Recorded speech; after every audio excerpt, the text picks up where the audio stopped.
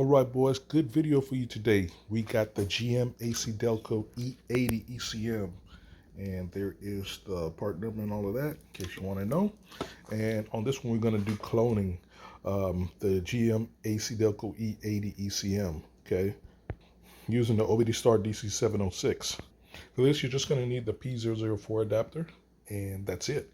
Okay, so you connect OBD via the P004, and we're going to get to the pinouts here in a second. So you're going to open the program. We're going to go to ECU Flasher, ECM.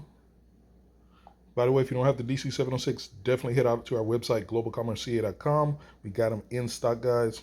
And you know, when you buy from us, you get support directly from us. You're not left in the dark like other places.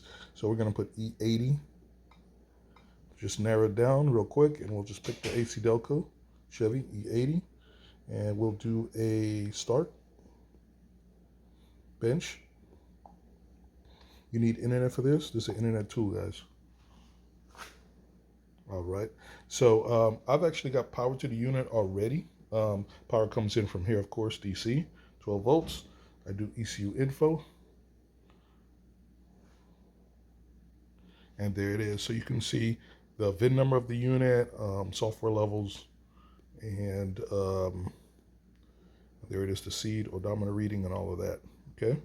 So I press OK, and I can go to Pinout. And there's our ECM, E80, image 2. And there is our actual pinout. As you can see, we have 3 powers, can low, can high, and a ground on this pin. We've already got that already done for you guys. We hit back. You can look at the guide. Gives you a little bit more detailed information on actually connecting up. We also have the P003 Plus and P001 in stock, guys. So on some ECMs, it's required to actually connect up. And this just tells you that use the P004 adapter. You can pause this and rewind it as you like.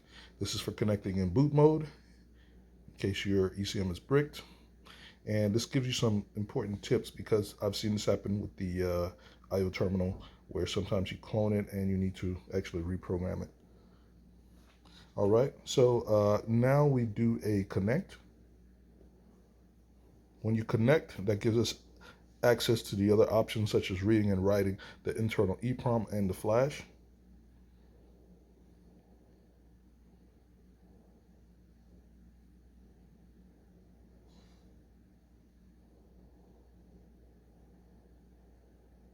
And there it is, we're connected. And as you notice here, it's automatically pulled the shadow flash password for us, and it actually saved this in a file in our data folder.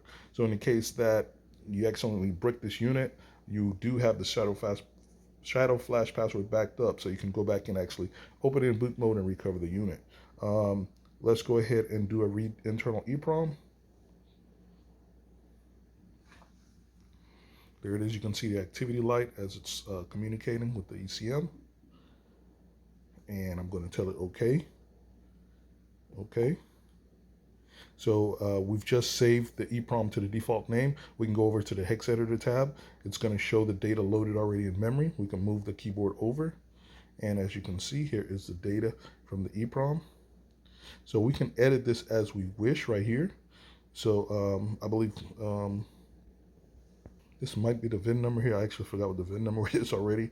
But we'd be able to edit all that information, everything you see here, write it back, 168, yeah, write it back to the unit, and in case we wanted to change the VIN number, we could do that right here, save this, and then we can write it back to unit, and that's how you'd modify the VIN. Let's go ahead and read the internal flash. I have videos doing that. Definitely click the like button, thumbs up, check by the videos, and you can see more details on doing this. We're going to make this video a little bit short because we've done this on multiple videos. And as you can see right here, it's reading the internal flash. Look at the time. So I'll bring you back once it's done. All right, we just finished. I'm going to tell it OK. Flash memory is pretty big on this one. OK, I gave it the default names. So right now we can actually modify the odometer reading in the ECM. This does not modify the information in the cluster, by the way. This is the ECM has its own separate counter, so we could modify if we wanted. We can read the pin code. I believe it already did it for us, and there is the actual pin code for this ECM or the vehicle that it came off of as well, guys. And that is it. Now, to clone this, to finish the clone of this ECM, you would then need to disconnect here first, turn off the power, connect up your donor unit the exact same way, connect up, turn on the power, do a connect here, and then you would write the internal EEPROM. So you would do that, and you would tell it load external data, like this, okay? And we already have it saved in the default folder, and there it is, the EEPROM. So we would select that EEPROM, and it's gonna then write that to the EEPROM of this unit. I'm actually gonna do it because it's the exact same EEPROM. I might even skip it, or it might erase. Yeah, it erases it and writes the EEPROM. So it's the same EEPROM, so it's just gonna write the same data back to this ECM. And then after the EEPROM is written, you would then write the internal flash. You would select the flash file we also saved, same exact thing, and then you would tell it okay to write it. It's going to go through the same similar process, and that is it. You will have a one-to-one exact clone of the ECM. So definitely, guys, click that thumbs up button, like and subscribe, and check my other videos on more cloning, full review on OBDSTAR DC706 and MP001.